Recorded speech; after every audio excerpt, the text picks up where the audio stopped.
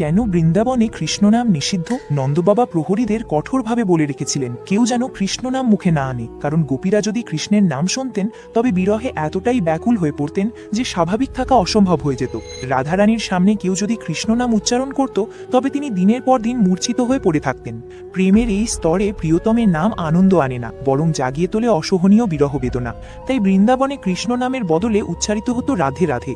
একবার বর্ষানার গহরবনে ময়ূরকুঠির নামক এক স্থানে রাধারানী একাকী বসেছিলেন।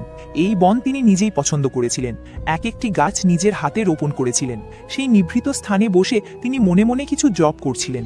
সখীরা দূর থেকে ভেবেছিলেন নিশ্চয়ই তিনি কৃষ্ণ নাম জপ করছেন, কিন্তু কাছে গিয়ে তারা বিস্ময়ে শুনলেন রাধারানী জপ করছেন রাধা রাধা। কেউ কিছু বলার সাহস পেল না। অবশেষে সখীরা অবাক হয়ে ললিতা সখীকে অনুরোধ করলেন কারণটি জানতে। ললিতা সখী তখন রাধারানীকে জিজ্ঞেস করলেন, প্রেমী তো সবাই প্রিয়তমের নাম জপ করে, আপনি নিজের নাম কেন জপ করছেন? রাধারানী মৃদু হেসে উত্তর দিলেন, আমি জানি এই ময়ূর কুঠিরে ময়ূরদের ভিড়ের মধ্যেই আমার শ্যামসুন্দর ময়ূর বেশে লুকিয়ে আছেন। তিনি এখানে এসেছেন শুধু আমার মুখে তার প্রিয় নাম রাধা শোনার জন্য।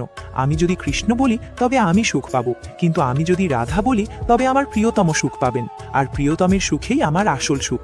এই কথা শুনেই সখীরা বললেন, প্রেমের মহারানীর জয়। এটাই প্রকৃত প্রেম, যে প্রেম নিজের আনন্দ খোঁজে না, বরং প্রিয়জনের সুখের মধ্যেই নিজের আনন্দ খুঁজে পায়। রাধারানীর এই নিঃস্বার্থ ত্যাগ আর গভীর প্রেমই তাকে করেছে